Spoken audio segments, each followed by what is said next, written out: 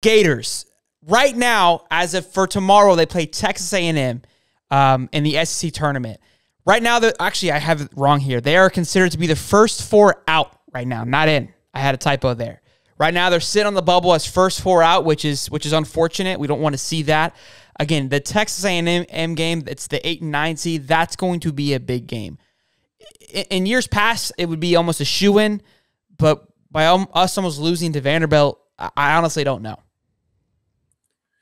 Yeah, I mean, looking at things right now, I mean, they had the win against Auburn, and that felt like that solidified things.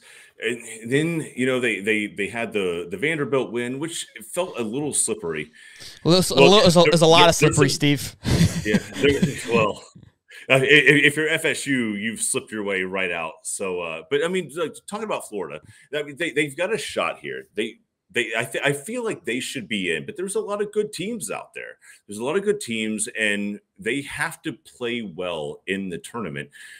The NCAA tournament loves hot teams in the conference championships. Look, even if you don't play all the way through, or if you don't get deep, if you're playing hot, the NCAA loves that. So we'll see how it goes.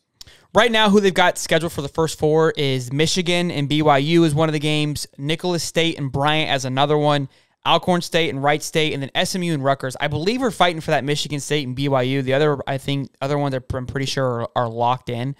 Again, some things have to happen in front of us if we don't win. Right now, I think we control our destiny. But it sucks that we have to be in this predicament, but we'll see. Let's see. Muddy says half of Gator Nation wants them to lose to see White be fired. I'm not on that boat. I'm not on that train. I'm still on this. I'm leaning towards the White. I'm on the train still. I know he hasn't done what we want to see as Gator fans, and it's frustrating. And I know. I know. But I'm believing in the process. I think sometimes we move a little bit too quickly as Gator fans, and we need to trust the process a little bit. So I'm believing in them. I'm hoping they win. I would love to see the Gators play in the tournament. I think sometimes it just takes a little bit of a wind. We didn't look great against Kentucky, which that to me was going to be a sign of hey, where we're headed. It didn't give me any good hope, which hurts. So even Ryan is saying if we win, that should be good. It's not Michigan State. It's just Michigan. Ryan says it's Michigan State and BYU. And right now they are both ahead of us. Yes, it's Michigan and BYU. Can we rule Michigan out just based off their head coach? I mean, the Juwan Howard rule at this point should just. I love Juwan Howard. I want Michigan to make it. So the reason why I like Michigan when they make it is I'm a huge Fab Five fan. I love those guys. They to me were my childhood. I grew up watching I didn't watch them obviously play, but I watched 360 and I just fell in love with their whole thing.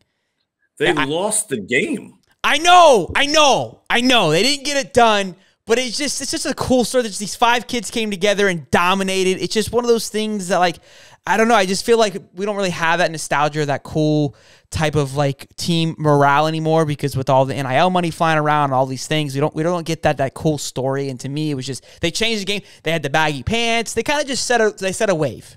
They set a trend. They were just a group of 5 dudes. They never really went out and did anything. Chris Webber was okay in the NBA. Jalen Rose wasn't that great. Juwan Howard kind of did his job. They all were just they were role players outside of that.